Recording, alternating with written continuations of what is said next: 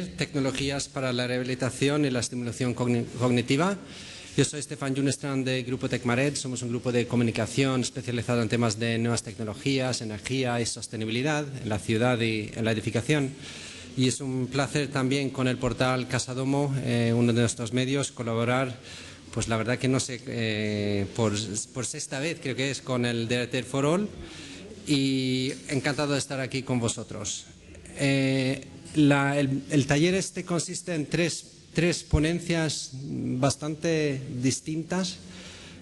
Yo creo que lo más cómodo, tal como está montada la mesa con un ponente a la vez, que vamos a ver cada ponencia y luego dejaros, si tenéis alguna pregunta, un par de preguntas, dejaros interactuar y sin prolongarlo demasiado, mientras que tenemos cada ponente en la mesa y nuestra memoria la más fresca posible a estas horas. Pues la primera ponencia trata de la evaluación de una plataforma de estimulación cognitiva multiparticipante y basada en dispositivos táctiles. Está con nosotros Víctor Manuel Peláez, que es del Departamento de I+D+I de CETIC. Pues cuando quieras. Gracias. Buenas tardes a todos. Lo primero, agradecerles la oportunidad para que podamos presentarles este trabajo que hemos realizado, en el que no solo ha participado CETIC, sino que hemos contado con la colaboración del Centro de Referencia Estatal para el Estudio del Alzheimer y otras demencias, que se encuentra en Salamanca. Para los que no conozcan CETIC, y muy brevemente, simplemente decirles que somos una entidad privada y sin ánimo de lucro. Estamos ubicados en Gijón, estamos especializados en las tecnologías de la información y la comunicación, las TICs, y tenemos dos partes, una más enfocada a servicios tecnológicos a empresas y otra que es el departamento de I+D+I al que pertenezco. Muy probablemente, si alguno nos conoce, es porque nosotros albergamos la oficina española del W3C, la oficina para España y Latinoamérica. Estamos muy activos en los grupos de estandarización del W3C y hemos participado, por ejemplo, en la elaboración de estándares como las WCAG, e incluso hemos desarrollado o tenemos una herramienta TAU que se utiliza para verificar estos estándares. Pero yo estoy en el departamento de I+D, en el que estamos enfocados pues, a proyectos de innovación o de investigación en esos 5 grupos que ustedes pueden ver, o en esas 5 especialidades que pueden ver en la transparencia, y uno de ellos son tecnologías centradas en las personas, en las que trabajamos pues, con colectivos que tienen síndrome de Down o colectivos de personas con Alzheimer o algún tipo de demencia, como es el caso de esta investigación. Entrando en materia, como probablemente ustedes sepan, el Alzheimer hoy en día no tiene un tratamiento que permita curarlo. Los tratamientos que hay son paliativos y son de dos tipos: terapias farmacológicas, medicinas, medicamentos, y terapias no farmacológicas. En las terapias no farmacológicas encontramos pues, diferentes soluciones, métodos para realizar lo que se llama ejercicios de estimulación cognitiva, pues desde juegos en papel, en dispositivos táctiles, en plataformas web, en televisión, etcétera. El principal problema que tienen estas terapias de estimulación cognitiva es que, si bien se utilizan mucho en centros asistenciales o una persona puede utilizarlas en una videoconsola, las personas tienen poca motivación en su utilización y muchas veces es difícil que los sigan utilizando durante un periodo prolongado de tiempo. Es decir, hay una baja adherencia a este tipo de terapias.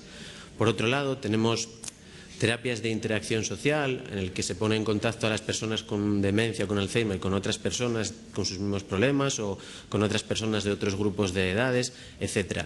Y esto se ha demostrado que es una actividad muy provechosa, porque está demostrado que las personas que tienen una red social importante, que entablan una relación con muchas personas, amigos o familiares a su alrededor, tardan más tiempo en desarrollar este tipo de enfermedades como el Alzheimer, y cuando las tienen su calidad de vida es mejor.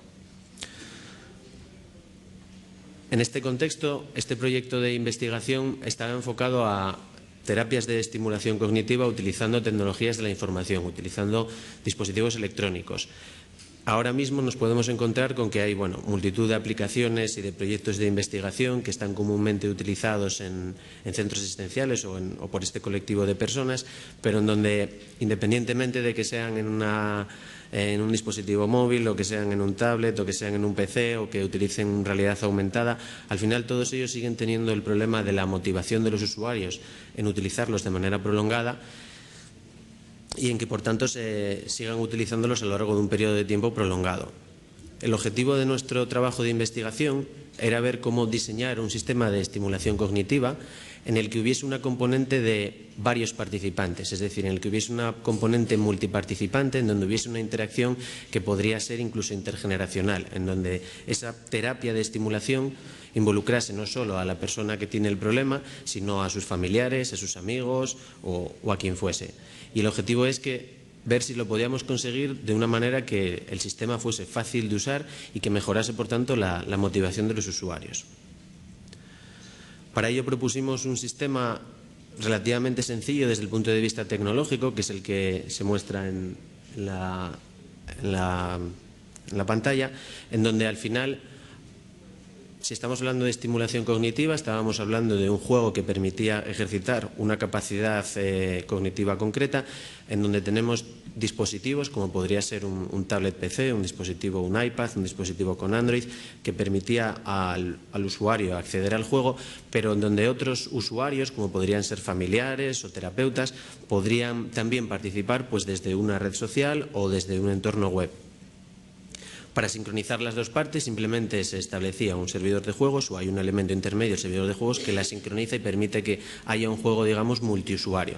Y opcionalmente un terapeuta puede monitorizar todo lo que está ocurriendo en esos juegos para ver cuál es la evolución de los pacientes o de las personas y para ver qué acciones correctivas se podrían implementar para esa persona, para mejorar el estado de esa persona.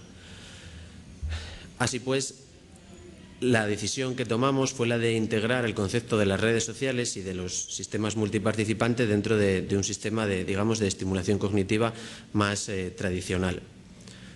Se soportan en el sistema diferentes tipos de usuarios, pacientes en sí mismos o personas afectadas de Alzheimer o demencia, los familiares que podrían ser los que ayudasen en esa terapia y los profesionales. El sistema soporta el juego tradicional en solitario, juego que muchos de estas personas ya conocen porque ejercitan en otras plataformas o incluso en fichas en papel, y también la opción del juego multijugador, juego que podría ser cara a cara en una misma habitación o que podría ser a distancia, personas que se encuentran en sitios totalmente diferentes. En colaboración con los profesionales del CREA en Salamanca, se decidió que de entre las muchas actividades de estimulación cognitiva que hay, la más idónea para este estudio podía ser los juegos de memoria, un juego muy simple que es el de destapar parejas de cartas y acabar completando un tablero de cartas donde se tienen que hacer todas las parejas. Muy probablemente hayan jugado a él muchas veces. Así pues, con esta idea o con esta hipótesis de partida, desarrollamos muy rápidamente un pequeño prototipo, una solución tecnológica utilizando esta arquitectura que nos permitiese realizar pruebas con usuarios y verificar nuestra hipótesis de partida.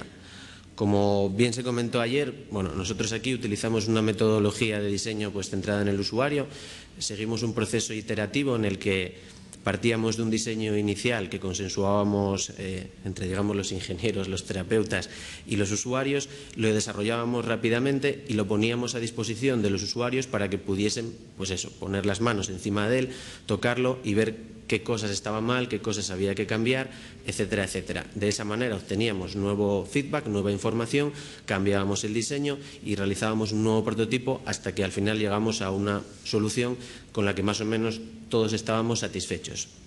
Evidentemente, el punto clave es la interfaz de usuario.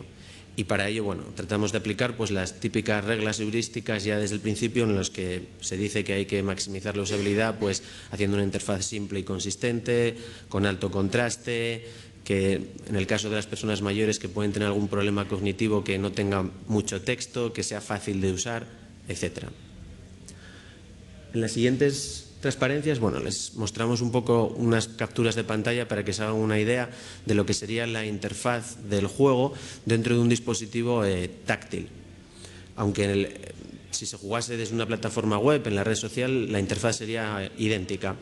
El usuario simplemente tendría que, acceder a la aplicación y identificarse con la cuenta que tenga en una red social, o simplemente el dispositivo se configura para ese usuario y ya nada más activarlo ve que realmente el dispositivo le está saludando y que se está dirigiendo a él.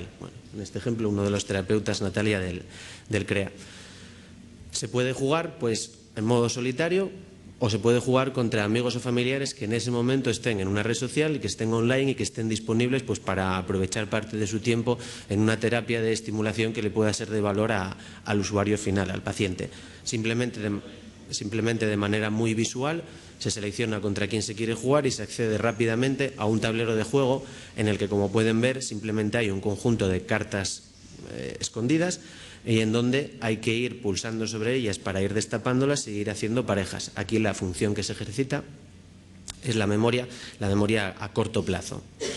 El tamaño del tablero, las figuras o las imágenes que se podían utilizar o incluso el tiempo que se muestran las cartas al usuario antes de que se vuelvan a esconder en el caso de que la pareja no sea correcta, se puede configurar de manera que se pueda adaptar la dificultad del juego al grado de deterioro que tenga el usuario final. Bueno, se puede imaginar que la dinámica del juego es ir destapando cartas, si se acierta la pareja o las imágenes son iguales, se sigue jugando y si no el turno pasaría al oponente. Con este prototipo que tratamos de desarrollar lo más rápidamente posible, el objetivo era realizar una validación con usuarios, era tratar de validar nuestras hipótesis de partida.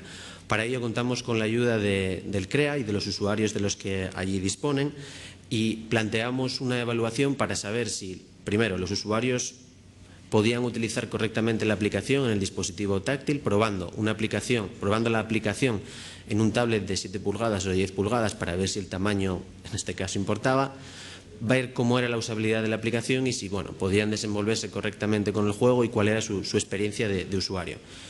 Para ello utilizamos o participaron 12 usuarios del CREA con una media de edad de en torno a 79 años, casi todos ellos tenían un grado de deterioro cognitivo moderado y se hicieron diversas sesiones de pruebas en las que participó también CETIC y los terapeutas, pero hubo otras sesiones de pruebas en las que simplemente durante un periodo de 3 meses los dispositivos estuvieron allí y se dejó a los terapeutas que los utilizasen en los diferentes talleres que ellos allí desarrollan.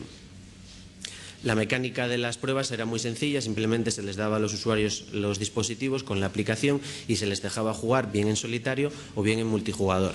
Los terapeutas o los profesionales observaban el comportamiento de los usuarios para recabar sus impresiones, pero también la plataforma iba recogiendo determinadas parámetros o características de cómo estaban interaccionando los usuarios con el sistema.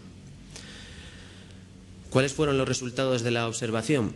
Bueno, en principio, la usabilidad del sistema o si los usuarios podían manejarse bien con el tablet, la respuesta es que sí. Es que los usuarios que probaron la aplicación eran capaces de manejar el dispositivo táctil sin mayores problemas y eran capaces de desarrollar la mecánica del juego. También hay que tener en cuenta que los usuarios del CREA son usuarios que participan en otros proyectos de investigación y que también tienen acceso a terapias en las que utilizan la Wii o utilizan otro tipo de tecnología. Son usuarios que, a pesar de tener una demencia o de sufrir Alzheimer, ya han tenido cierto contacto con la tecnología. El único problema con los dispositivos táctiles estaba relacionado con la forma en la que los usuarios lo agarraban, porque si lo agarraban con una mano y ponían un dedo encima de la pantalla, eso ya iba a imposibilitar cualquier otra pulsación. Pero en líneas generales la experiencia fue buena.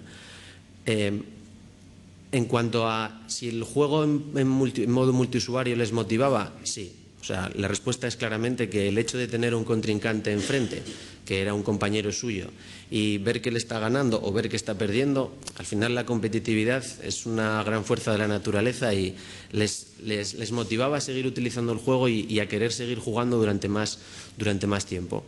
En cuanto a si aprovechaban correctamente el juego, es decir, si la tarea de entrenamiento cognitivo era buena o no, eso ya dependía del nivel de deterioro cognitivo de la persona.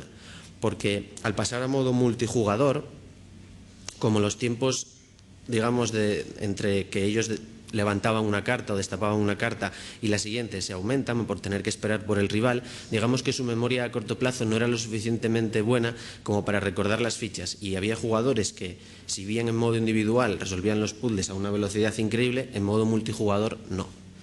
Eso es una cosa que también aprendimos. Así pues, las conclusiones, el resultado es que este tipo de soluciones serían positivas para usuarios con un grado de deterioro leve, podrían utilizarlo de manera totalmente autónoma y tendría un cierto valor para ellos y mejoraría su motivación, pero para aquellos usuarios que ya tienen un grado de deterioro moderado necesitarían que hubiese una supervisión por parte de un terapeuta para poder concluir las actividades de entrenamiento con éxito. Esas fueron, por tanto, las conclusiones. Y eso nos motiva a nuestros trabajos futuros, que es tratar de probar esto con una mayor cantidad de usuarios, porque 12 usuarios no es un número suficiente como para establecer unas conclusiones fiables, y enfocarnos ya a usuarios que tengan un grado de deterioro leve. Asimismo, pensamos, por los comentarios que hemos recibido, que sería positivo incluir una nueva funcionalidad, que es que para jugadores que no se encuentran cara a cara, que se pudiesen ver, incluir una pequeña videoconferencia quizás dentro del juego para que hubiese una interacción más visual mientras está jugando. Y bueno, simplemente reseñar que este trabajo de investigación fue desarrollado dentro de un proyecto de investigación que se denomina Cognigen y que estaba apoyado o cofinanciado en el Plan Nacional de Investigación Científica y por el IMSERSO. Y nada más, muchas gracias por su atención y si tienen alguna pregunta estaré encantado. Bueno, Víctor, muchísimas gracias. La verdad que me ha parecido súper interesante. Yo tengo muchísimas preguntas, pero creo que vamos a dejar al público si os ha surgido alguna pregunta o duda referente a esta ponencia. Hay un micrófono ahí atrás si alguien tiene alguna pregunta. Vale, pues voy a lanzar uno por lo menos. ¿Cómo crees que va a ser la convergencia a medio plazo de estos desarrollos y su integración con redes sociales existentes? ¿Veis ahí algo? En este caso, nosotros, ¿se me escucha? El prototipo que desarrollamos estaba integrado en Facebook. O sea, de hecho, los test que se realizaron, una persona conectada a Facebook podía jugar directamente con una persona que estuviese en el tablet. El problema es muchas veces el acceso de las personas mayores o que ya tienen algún problema cognitivo a esa red social en sí misma, porque bueno, en el sistema que nosotros utilizamos había que crear una cuenta a esas personas y bueno, para la evaluación se crearon unas cuentas de test, digamos de prueba, que no hay ningún problema, pero va a ser o puede ser difícil que alguna persona mayor que tenga ya un problema cognitivo acceda por su propio pie o sin necesidad de ayuda a una red de este tipo. También es cierto que el juego podría haber utilizado o podría haber creado su propia red en la que se diesen de alta a los usuarios de una manera muy simplificada y en donde se crease una red mucho más privada, mucho más personal, mucho más de confianza. Pero nosotros creíamos que el valor añadido estaría en engancharnos con una red en la que ya estuviesen sus familiares, los nietos de una persona mayor, sus hijos, etcétera, etcétera. Y como las interfaces existentes para estos juegos, ¿te parece, de estas redes sociales, crees que aportan una flexibilidad suficiente para vosotros o veis que haría falta futuros desarrollos? Al final, cuando uno desarrolla una aplicación o la parte, por ejemplo, en esta plataforma de cliente dentro de la red social, digamos que es como un pequeño mundo dentro de la red social y tú puedes hacer todo lo accesible o todo lo usable que quieras, tu juego dentro de la red social. El problema es todo lo que tienes alrededor. Todo lo que tú implica conectarte a la red social, identificarte como usuario, meter una contraseña, llegar al menú y activar la aplicación, etcétera, etcétera. No es tanto en sí mismo crear una aplicación o un juego o algo accesible dentro de una red social como lo que rodea a la red social. Y ahí iniciativas como la que veíamos en la anterior mesa redonda de una red social ya específicamente dirigida a personas con algún tipo de problema cognitivo son muy interesantes. ¿Y piensas que por allí va a ir vuestra investigación también, o? Bueno, podría ser, sí. Pues Víctor, muchísimas gracias. Si no tenéis ninguna pregunta vamos a pasar al siguiente ponente. Y si luego tenéis al final alguna duda, pues también tenemos tiempo para hacer las preguntas. Pues nuestra siguiente ponente es Marta Pérez Seco, terapeuta ocupacional de la Fundación de Lesión Medular, que va a hablar de algo pues que engancha con este concepto, que es realidad virtual aplicada en la rehabilitación, la UI como herramienta de terapia eso es difícil, ocupacional en personas con lesión medular.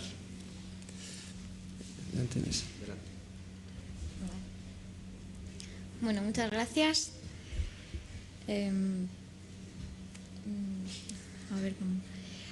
Pues desde la Fundación de Lesión Medular hemos comenzado a trabajar con la consola Wii como herramienta suplementaria de rehabilitación. No sé cómo sale.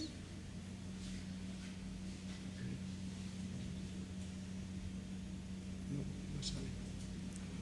¿Cómo lo hacemos? Sigue, lo van a... Vale. Bueno, la persona con lesión medular, debido a la afectación crónica tanto de la movilidad como de la sensibilidad de su cuerpo, pasa por un proceso de rehabilitación que puede alargarse durante toda su vida.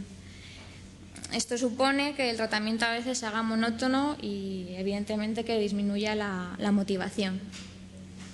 Entonces, desde el Departamento de Terapia Ocupacional hemos creado un programa de entrenamiento de habilidades a través de la consola y sus juegos. Bueno, para el que no conozca, la Wii es una consola que capta los movimientos tridimensionales a través de un mando y una banda de sensores. El feedback es visual y auditivo, es decir, que tú puedes ver si el movimiento está correctamente realizado, y auditivo, por ejemplo, al golpear una pelota con la raqueta, pues eso se oye. Tiene un manejo muy intuitivo, es de fácil uso, ya que a través del mando se van a ejecutar los movimientos seleccionados. Es de bajo coste, no es algo para comprar todos los días, pero sí es verdad que muchos de los usuarios pues han acabado adquiriendo la Wii. Así que si hay alguien de Nintendo, yo quiero comisión. También tiene variedad de juegos, por lo que podemos elegir bastantes destrezas que podamos trabajar. No es necesario mucho espacio y existe la posibilidad de intervención externa, es decir, que el terapeuta puede intervenir para evitar compensaciones, para trabajar lo que quiera conseguir con el paciente sin que interfiera en el juego. Bueno, no somos los primeros que utilizamos la Wii en rehabilitación, lo confieso. Ya hay otros estudios, por ejemplo, Laver afirma o expone que existe un beneficio potencial en las actividades de la vida diaria y en los miembros superiores con la Wii. También hay otros estudios que hablan de un aumento de la motivación, de un aumento de la actividad, de los niveles de actividad y la promoción de un estilo de vida saludable. También en personas mayores hablan de la fuerza, de la capacidad cardiovascular, el equilibrio, la coordinación. Incluso también en casos de personas con discapacidad severa se ha visto que se puede mejorar la alineación de la cabeza usando el mando. Supongo que con adaptación. Bueno, ¿cómo hemos implementado nosotros este programa de entrenamiento en terapia ocupacional? Pues no sé, no se ve. Ahora sí. Vale.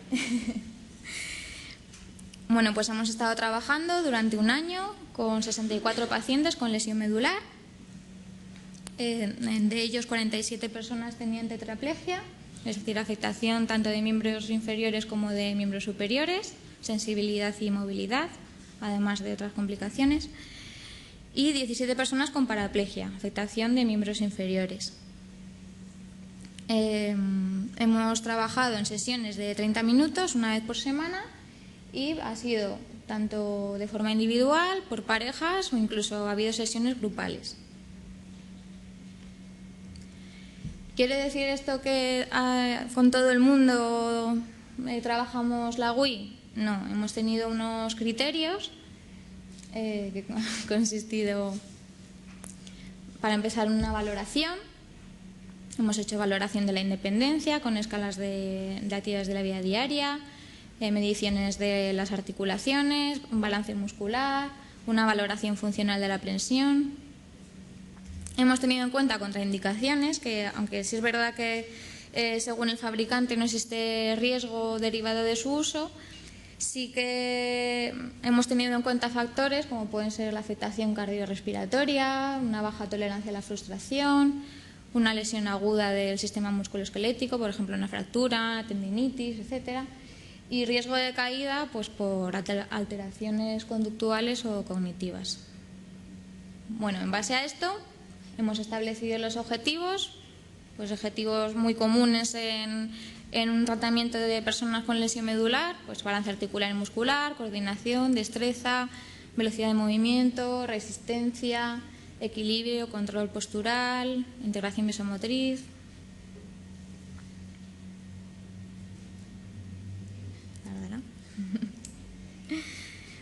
Bueno, tampoco significa que en cada juego se trabajen todas estas cosas. Ahí. Es decir, por ejemplo, en esta tabla tenemos distintos juegos y distintas destrezas que se pueden trabajar con ellas. Pues en la wakeboard, por ejemplo, según la posición del paciente, según el nivel que elijamos, cómo lo hagamos, la intervención del terapeuta, pues a lo mejor se trabaja control postural o a lo mejor en vez de eso se trabaja el rango de movimiento. O sea que no siempre vamos a trabajar todo con todos los juegos. Los principales juegos que hemos utilizado han sido el Wii Sports y el Wii Sports Resort, que consisten en la simulación de deportes. Tiene distintos niveles de dificultad, ya sea por acumulación de puntuación o porque directamente uno elija el nivel. El personaje de la pantalla se mueve tal y como se ejecuta la acción, por lo que el feedback es inmediato. Eso es muy importante, es decir, que cuando la persona golpea la raqueta con el mando, en la pantalla se ve cómo se golpea. Las partidas son cortas, lo que nos permite pues poder elegir varios juegos durante la misma sesión y que no sea aburrida, y además hay una gran variedad de deportes. Pues aquí podéis ver un ejemplo de unos pacientes entrenando miembros superiores de la movilidad del hombro pues con un juego de tenis. También hemos trabajado con juegos de baile, con Zumba y Just Dance, que en este caso se trata de imitar lo que aparece en la pantalla, hacer una coreografía. En lo que más se trabaja es la movilidad y la tolerancia al esfuerzo. Tiene menos feedback porque tú no ves lo que estás haciendo, si sales si lo estás haciendo bien o mal, pero no, el muñeco no se mueve como te mueves tú, sino que tú te tienes que mover como se mueve el muñeco. Pero bueno, también hay una puntuación final, también se ve una barra de energía en la que ves cómo lo estás haciendo, etcétera. Este es un ejemplo pues de una sesión grupal en la que pues varios usuarios están bailando. Aquí tenemos una tabla de movimientos que se realizan en los juegos más utilizados en el departamento. Lo mismo, según la adaptación que estemos haciendo, según el objetivo que nosotros queramos trabajar, se va a trabajar un movimiento u otro. No quiere decir que con la wakeboard se trabaje la pronosupinación y a la vez las rotaciones de tronco. Dependiendo del paciente, vamos a trabajar unas cosas u otras. Bueno, contamos con el mando Wii Remote, que es el principal, digamos, que tiene características que se adaptan bastante a las capacidades de una persona con afectación de miembro superior. Por ejemplo, tiene un agarre palmar, los botones no siempre son imprescindibles, la funda es adherente, tiene un estímulo propioceptivo porque vibra y es inalámbrico. Pero bueno, también hay otros como el Nunchuk, como la Wii Balance Board, que también hemos utilizado y que también nos sirven en rehabilitación. Además, existe la posibilidad de crear un avatar para cada usuario, adaptando a sus características físicas, y acumula puntuación. Esto supone una mayor implicación a la hora de realizar el movimiento, porque si es tu personaje con tu nombre el que gana las partidas, el que tiene récords en los juegos, pues siempre es mucho más emocionante, digamos, que si es pues cualquiera, y que siempre sea el mismo muñeco el que sea compartido por todos.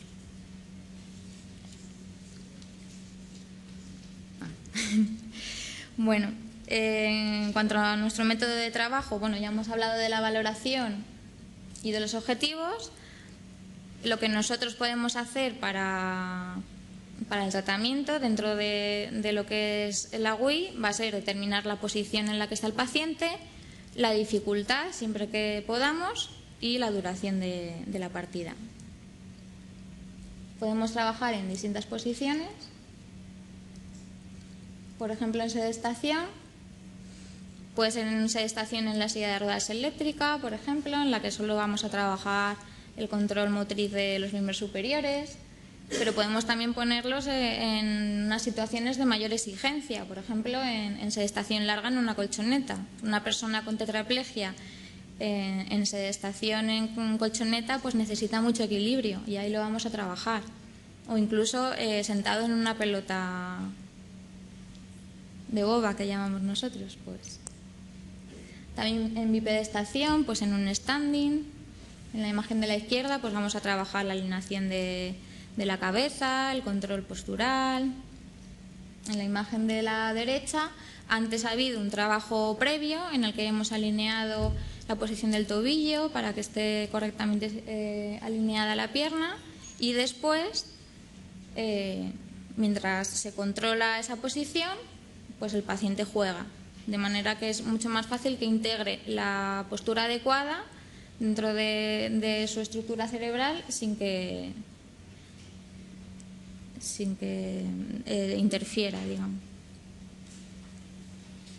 Bueno, en cuanto a las adaptaciones, pues sí es verdad que aunque la WI es bastante accesible, pues no vale para todos, y hemos creado en el departamento algunas adaptaciones según las necesidades del usuario. Por ejemplo, tenemos un volante, que es un accesorio de WI. No lo hemos utilizado para eso, sino que para personas que no tienen ninguna capacidad de prensión, pues simplemente colocando la mano en el volante. Para algunos juegos, aunque no sean de conducción, también vale, y a nosotros nos sirve para trabajar pues este movimiento, el de pronosupinación. Y, por ejemplo, así entrenar pues el manejo de una silla de ruedas eléctrica. También tenemos manoplas o cinchas o vendajes para personas que no pueden, sí pueden agarrar el mando, pero no tienen la fuerza suficiente como para mantenerlo durante mucho tiempo. Pues con esa cincha sí que lo va a poder hacer. Incluso también en personas que solo pueden mover el cuello, pues colocando un casco y encima el mando, pues también algunos juegos sí que han sido capaces de realizarlo. Y en el caso en el que haya que utilizar una prensión mantenida de los botones, pues se puede bloquear con una cinta y así evitar. Bueno, los resultados. ¿Qué resultados hemos obtenido? Pues desde nuestra experiencia hemos encontrado una mayor motivación en la actividad propuesta, ya que a través de los juegos la actividad es más entretenida, y además hemos podido hacer incluso competiciones. También una mayor adherencia al tratamiento, pues con el resultado en forma de puntuaciones tienes un refuerzo positivo, y además la persona se da cuenta de que va aprendiendo nuevas estrategias para poder superarse, entonces tiene más ganas de venir. Y bueno, debido a que se trabaja movimientos funcionales, a que el feedback es inmediato, y luego sumado a la intervención del terapeuta, pues es más fácil de integrar el movimiento normal y así pues obtener los beneficios físicos que he comentado antes. Y bueno, evidentemente, pues la ventaja de este dispositivo es que, como es un producto accesible y nosotros hemos aportado algunas de las adaptaciones, pues se ofrece una nueva forma de ocio, que además implica hacer ejercicio. Bueno, Lo malo es que como no es un dispositivo, no es una consola que esté destinada a la rehabilitación ni que esté prevista para discapacidad física, pues sí que hay cosas que por nosotros nos gustaría mejorar. Por ejemplo, no se pueden registrar los datos de manera detallada, no se puede siempre adaptar la dificultad del juego. Nos gustaría también poder utilizar solo una articulación y no siempre la combinación de varias para las personas que hay una articulación que no pueden mover. Y bueno, pues el uso de los botones, que siempre limita algunas actividades. Pero sí es verdad que concuerda con los estudios anteriores en que mejora la independencia en las actividades de la vida diaria y los miembros superiores, mejora muchísimo en la motivación y que promueve la actividad física. Como conclusiones, pues las características y las adaptaciones encontradas hacen que sea una tecnología accesible, el planteamiento del juego y los beneficios encontrados suponen mayor adherencia al tratamiento y el valor dado por el terapeuta ocupacional enfocando el juego para conseguir los objetivos que nos habíamos marcados hacen que la WI sea una herramienta en rehabilitación. Por lo tanto, WI permite trabajar objetivos de terapia ocupacional en un contexto motivador y accesible. De todas maneras, pues sí que nos gustaría seguir analizando los datos que tenemos, seguir teniendo experiencias con otras consolas. Por ejemplo, estamos trabajando ahora con Kinect. Así que nada, pues animo a investigar y todos a jugar. Bueno, muchas gracias por la atención. Pues Marta, muchísimas gracias. Quédate si quieres, aquí vamos a hacer una ronda de preguntas. Esta vez hay una pregunta, ¿algún jugador de Wii que se identifica? ¿Ninguno? Sí. Hay un micrófono aquí porque si no, no se oye por el streaming.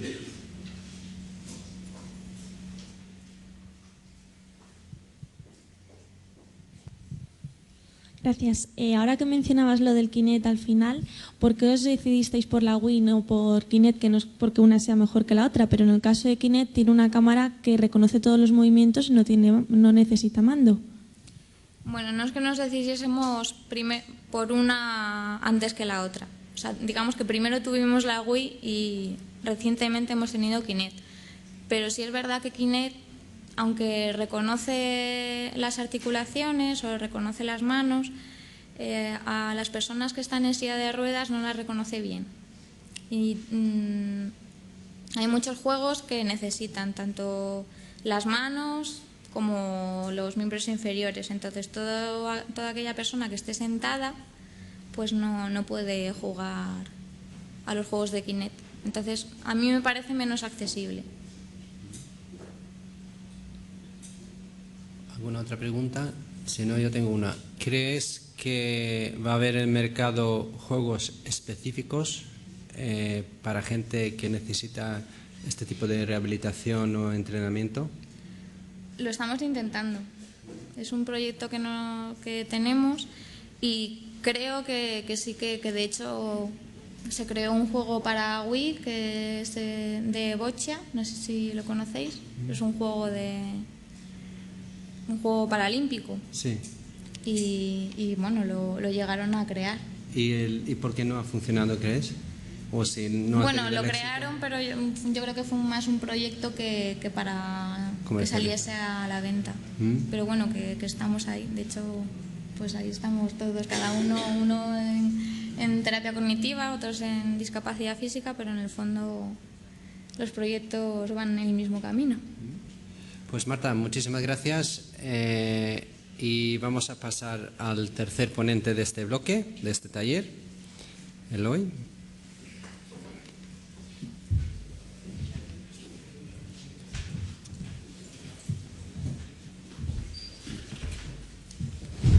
Pues Eloy Urrendes es del grupo de bioingeniería del Consejo Superior de Investigaciones Científicas y va a hablar sobre comportamiento de un sistema activo de soporte y estabilización de marcha en procesos de rehabilitación. Cuando quieras. Va, estupendo. Muy buenas tardes. En primer lugar, me gustaría agradecer a la Fundación ONCE y al Comité Ético Técnico por darme la oportunidad de presentar esta contribución, y en segundo lugar al Instituto Nacional de Educación Física y al Hospital Nacional de Parapléjicos, que nos ayudan en la elaboración o en el desarrollo de este proyecto. Concretamente es el proyecto Hybrid, que a continuación lo presentaré, y este trabajo se enmarca dentro del proyecto, que se denomina, como han comentado, comportamiento de un sistema activo de soporte y estabilización de marcha en proceso de rehabilitación. La movilidad humana es una de las principales facultades del ser humano, no solo porque afecta, como todo el mundo conoce, a la capacidad de locomoción, sino también a la realización de tareas personales cotidianas, a la interacción con el entorno, con las personas y, como no, a las cuestiones fisiológicas y psicológicas. Sabemos que en largos periodos en sedestación, en el caso, por ejemplo, de aparecer en silla de ruedas, da lugar a problemas renales, digestivos, urinarios, y entonces es necesario esta rehabilitación e intento de recuperar la mayor posible esa facultad de movilidad. Para ello existen conjuntos de ayudas, una más simple, otras más avanzadas, que intentan favorecer esta recuperación. En primer lugar, tendríamos unos sistemas de apoyo simple, que todos conocemos, como son en el caso de las muletas, doble bastón, las barras paralelas, que son típicamente utilizadas en los centros de rehabilitación, y los andadores. Fundamentalmente, estas ayudas lo que buscan es una estabilización de la persona, tanto estabilización como seguridad, y como apoyo en los miembros superiores. Concretamente, incidir en los andadores, podemos diferenciar dos tipos, los simples y los instrumentados. Los simples son los que vemos a lo largo de la vida diaria, los más comunes, y los instrumentados, que son más bien enfoques de línea de investigación, donde buscan asistir al usuario dependiendo de su necesidad en busca de realizar una marcha lo más natural posible. Concretamente, el que se puede observar en la transparencia es el andador Simbiosis, desarrollado dentro de nuestro grupo de investigación, en el que es un andador que se caracteriza por dos peculiaridades. Una, permite una descarga parcial de peso en el propio sistema, lo que para personas con una gran debilidad muscular es fundamental. Y en segundo lugar, tiene un sistema electrónico embarcado formado principalmente por unos sensores de fuerza en los antebrazos y un sistema de ultrasonidos con una arquitectura embarcada donde permite de una manera transparente al usuario identificar intenciones de movimiento, de tal modo que cuando el usuario o la persona va a moverse hacia un sentido, el andador le sigue y le soporta en la marcha. Como segundo grupo de dispositivos tendríamos los de suspensión, más simples, como son en el caso de grúas o arcos, en lo que se buscan es suspender al paciente un tanto por ciento de su cuerpo, fundamentalmente por la gran debilidad muscular que presentan. Pueden ser, como se puede ver en las figuras, o bien arcos que permiten desplazarse por el entorno, o bien carriles o guías en el techo, y además pueden venir perfectamente complementarios con unos sistemas como pueden ser andadores o muletas. En segundo lugar tendríamos los más avanzados, que son entrenadores de marcha en cinta rodante, y a continuación veremos que también sobre el suelo. Concretamente se puede observar el Locomat, que es el que se ve a mano derecha. Es un sistema formado por un exoesqueleto con articulaciones en cadera y rodilla, con un tobillo pasivo, que va sobre cinta rodante, donde el usuario se le impone un patrón de marcha a una velocidad y tiene un sistema de feedback donde se puede observar la pantalla, donde se ponen juegos y se le impulsa o se le retroalimenta con esa información y se le estimula. Por otra parte tendríamos el Haptic Walker, que es que se muestra a mano izquierda, donde del mismo modo que comentaba se busca esa suspensión de peso, y con unas plataformas que son independientes, una para cada uno de los pies, se busca una configuración de terreno adaptable, de tal modo que puedes configurar un terreno con una mayor inclinación, poniéndole más resistencia al usuario, de tal modo que favorezca unos ejercicios u otros. A continuación tenemos los entrenadores de marcha sobre el suelo, donde tenemos el Kinacid, que es un sistema de soporte pélvico, donde su punto más fuerte es la estabilización de la persona. Como se puede ver en la figura, pues bueno, tenemos una fisio donde ayuda a realizar ejercicios de escalón. Y en segundo lugar teníamos aquí el GoTrainer, que es un dispositivo formado por esa suspensión con una ortesis bilateral de cadera, tobillo y rodilla. Además que permite su marcha sobre el suelo. Eso, desde el punto de vista del usuario, gratifica mucho porque permite a un usuario de estar en silla de ruedas, por estar en posición de bipedestación y desplazarse por el entorno. No es lo mismo que estar estático en una cinta rodante y sin poder desplazarse. Concretamente, el grupo de ingeniería ha apostado por este tipo de dispositivos y el proyecto IBRI se centra precisamente en una combinación de exoesqueleto con una plataforma de suspensión a la que denominamos Removi, cuyo objetivo es recuperar parcialmente esas capacidades funcionales con una repetición cíclica del patrón de marcha que se programa en el exoesqueleto. Concretamente, la población objetivo son lesiones medulares. En cuanto al exoesqueleto, como comentaba, se puede mostrar, se ve la figura, es una órtesis bilateral que actúa sobre cadera, rodilla y tobillo, en el que se programa un patrón de marcha que se ha definido previamente y con un control de posición se va repitiendo de manera cíclica a través de unos motores, se va imponiendo ese patrón y se va actuando de manera cíclica. En cuanto a la plataforma de suspensión, que denominamos Removi, es un sistema de suspensión que soporta al usuario a través de un usuario y permite esa marcha sobre el suelo. Matizar que este sistema de transferencia se ha pensado de tal modo que facilite la transferencia desde silla de ruedas hasta posición de bipedestación de una manera totalmente automática y autónoma, y en todo momento es posible controlar el nivel de descarga del usuario. ¿Cómo se ha logrado esto? Bueno, ha habido un diseño mecánico formado principalmente por dos brazos articulados sobre una columna, como se puede ver la figura, que viene actuado por un motor de corriente continua que permite elevar al usuario una vez enganchado a través del arnés a esos brazos de suspensión. La configuración tiene unas ruedas tractoras que van actuadas también por motores DC y unas ruedas traseras libres. Un segundo, ahí. Eso en cuanto a la parte mecánica. En cuanto al sistema embarcado, a la electrónica que va en este dispositivo, como se puede mostrar en la figura, tendríamos unos sensores en el punto de anclaje de arnés que nos va a indicar la cantidad de fuerza que está siendo suspendida. Son sensores de fuerza tridimensionales. Un sensor angular que nos va a permitir detectar en qué ángulo se encuentran las barras de elevación. Y un sensor de ultrasonido que nos va a permitir detectar en qué distancia se encuentra entre el usuario y el dispositivo Removi. Este sensor ultrasonido se encuentra en la columna y esta distancia va a ser crítica a la hora luego de integrar el exoesqueleto. Y como comentaban, los actuadores motores tanto de elevación como de desplazamiento. Concretamente, en el punto en el que encontramos es la integración de este exoesqueleto, como se pone en la figura en la pierna a través de este dibujo. Se busca esta integración del exoesqueleto con el sistema Removi. Los dos parámetros fundamentales en el que estamos ahora mismo desarrollando son las fuerzas de suspensión y la distancia. Es crítico conocer qué distancia se encuentra el usuario de la plataforma, porque en el caso en que se encuentre muy cerca o muy alejada, está en una situación crítica y hay que dar una seguridad en la que se encuentre a distancia confortable para realizar una marcha lo más natural posible. Ese es el punto número 1. Y el punto número 2 es que el exoesqueleto impone un patrón de marcha en el que el dispositivo Removi de manera transparente debe seguirle, de tal modo que el usuario activa el exoesqueleto, empieza a caminar y en todo momento el sistema Removi tiene que continuar y seguirle de tal modo que manteniendo esa distancia de seguridad se realiza la marcha. A continuación vamos a ver un vídeo en el que se puede ver cómo se realiza ese proceso de transferencia. Bueno, este soy yo, en el que en primer lugar, en este caso yo puedo enganchar perfectamente a través de un arnés a los brazos articulados.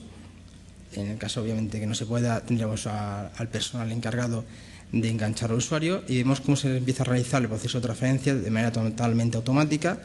Ahí estoy en totalmente suspensión muerto, no hago absolutamente nada, peso muerto absoluto, y ahí de manera automática sube hasta totalmente colgado, como se puede apreciar en la figura. En esta posición En el futuro lo que se hará será imponer el exoesqueleto, tendríamos entonces esa posición al usuario, imponemos el exoesqueleto, lo vestimos y a continuación el personal encargado descendería al usuario hasta el 30% de su descarga de peso. La elección del 30% es porque según la literatura está demostrado que es el tanto por ciento más recomendable para realizar una marcha lo más natural. Por encima del 30% se empieza a ver situaciones de marcha típica, como por ejemplo se encuentra el usuario conflotando, simplemente hace apoyo de puntera. Para validar el sistema, y como comentaba anteriormente, los dos parámetros más críticos son las fuerzas de suspensión, también avance y lateralidad, por supuesto, y la identificación de esa distancia de separación entre el usuario y el sistema. Para estudiar cómo cambian estos dos parámetros, se ha valorado a distintas velocidades, 12, 24 y 36 RPM, que corresponde aproximadamente a 0,1, 0,2 y 0,3 metros por segundo, y se ha permitido al usuario agarrarse o no al sistema, dependiendo de sus necesidades. Bueno, aquí se puede mostrar la identificación de fuerza que se realiza, no voy a entrar más en detalle, de ahí directamente se obtiene la fuerza de suspensión. Y los dos tipos de ejercicios realizados son, en primer lugar, la estructura Removi establece una velocidad fija y el usuario debe seguir al sistema sin estar con el exoesqueleto. Y en segundo lugar, el usuario empuja al sistema Removi con las ruedas tractoras libres, de tal modo para ver en qué posición se encuentra el más confortable de separación para realizar una marcha confortable. La condición, como comenté anteriormente, se suspende al 30%, no se realiza ningún ajuste de peso en ningún instante. Una vez que se supera el 30%, se empieza a realizar ejercicio, se queda fijado ese valor y se utiliza concretamente para realizar este estudio previo a un usuario de 90 kilogramos. En este caso, como no tenía vídeo de este usuario, me puse yo para poder mostrar cómo es el ejercicio. En este momento el sistema Removi estaría actuando. En este caso estoy yo siguiendo la velocidad para saber cómo me encuentro de confortable y si tengo espacio suficiente para realizar una marcha natural. ¿Qué resultados son obtenidos? Pues bien, esa señal de fuerza es obtenida directamente de los sensores y vemos que aproximadamente se mantiene ese 30% de descarga con fluctuaciones alrededor de la media. Esas fluctuaciones se ven que se repiten, no sé si se verá, bueno, las dos últimas, una especie de M, se van repitiendo de manera cíclica y son debidas al patrón de marcha. En segundo lugar, en el primer ejercicio se ha visto que las convergencias en la fuerza-peso es constante independiente de la velocidad del agarre. Es decir, que independiente del usuario agarra al sistema, independiente de velocidad, la fuerza de suspensión de media es siempre constante, de tal modo que el usuario se encuentra suspendiéndose aproximadamente 30% de media. En cuanto a la fuerza de avance y lateral, se ha mantenido también constante independientemente del ejercicio. Y en cuanto a la distancia de separación entre el usuario y Removi, se ha visto que aproximadamente, como se puede observar, a unos 23 centímetros es una distancia óptima para realizar esa marcha. En cuanto al segundo ejercicio, se ha visto que hay un cambio en la fuerza de suspensión debido a que el usuario al tener que empujar el sistema descarga parcialmente en los apoyos de antebrazo, sin embargo esa descarga no es significativa y en todos los ejercicios se puede observar que esa convergencia sigue existiendo en torno a la media. Y en cuanto a la distancia de separación, ha aumentado, con lo cual esto quiere decir que en una situación libre, en la cual la rueda tractora está libre y el usuario es el que marca en este sentido la pauta, aumenta un poquito la distancia de separación manteniéndose también constante. Esta distancia de separación de ambos ejercicios se va a tener en cuenta para hacer un control del lazo cerrado entre el exoesqueleto y el sistema Removi para asegurar ese área, que sea ese área suficiente para realizar los pasos. En cuanto a las conclusiones que hemos tenido, en primer lugar que la fuerza-peso converge al nivel que se ha marcado y por tanto el sistema de suspensión funciona correctamente.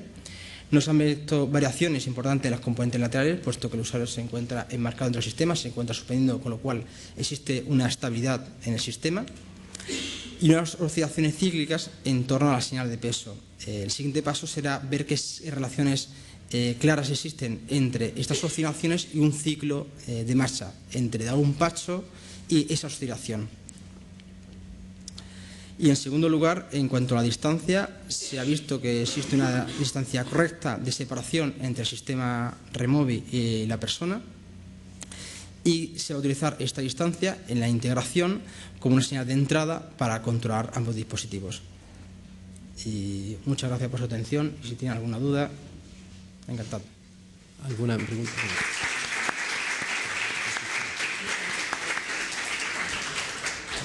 ¿Alguna pregunta específica? Bueno, a mí me gustaría saber, pues, cómo ves tanto el próximo como mediano futuro de estos desarrollos. ¿Cómo ves que está evolucionando? ¿Cuáles son las barreras y cuáles son las oportunidades? Hombre, concretamente en desarrollo se está haciendo cada vez más desarrollos orientados hacia desarrollo de sujetos, sistemas con más grado de libertad. Actualmente los primeros fueron Locomat, donde tenemos únicamente un control de cadera y de rodilla. El tobillo era pasivo.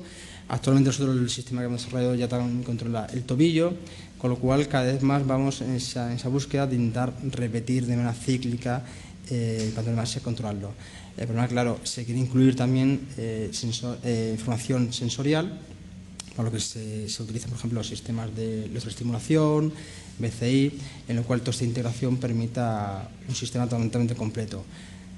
En el futuro, pues esperemos que haya un sistema totalmente integrado que permita de manera autónoma poder recuperar esa marcha parcial de la manera que sea posible. Pues nada, si no, bueno, pues sí, hay una pregunta. ¿Podemos disponer del micrófono?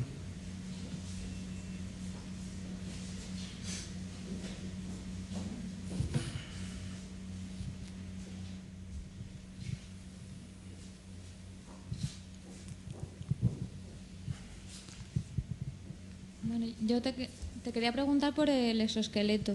Sí. Si contempláis la posibilidad de que no solo sea el exoesqueleto el que mueva, sino en el caso de que la persona, por ejemplo, pueda mover una pierna pero la otra no, si puedas combinar las dos opciones. Es decir, que una la tenga que mover pasivamente pero la otra la deje caminar o apoyar por lo menos su parte de fuerza.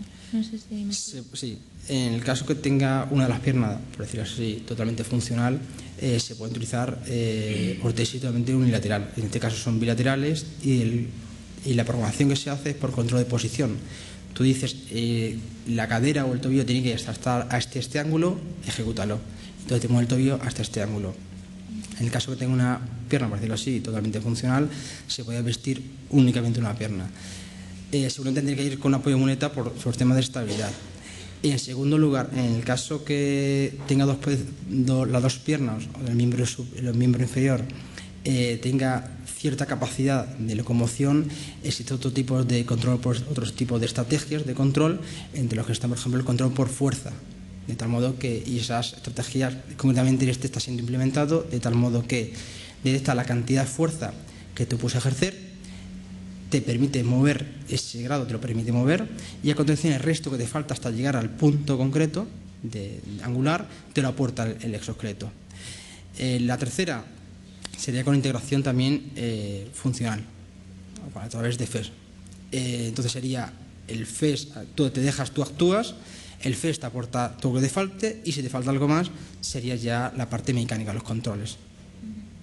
Vale, muchas gracias. Pues, si no hay más preguntas, pues me gustaría dar las gracias a Víctor y Marta y Eloy, a vosotros por vuestra asistencia y a la Fundación 11 Dres de Forol por dejarnos la oportunidad de participar en este evento. Y según el programa, pues mañana a las 8:30, 9 hay registro otra vez, y a partir de las 9 hay una sesión de demostraciones. Así pues terminamos aquí. Muchas gracias.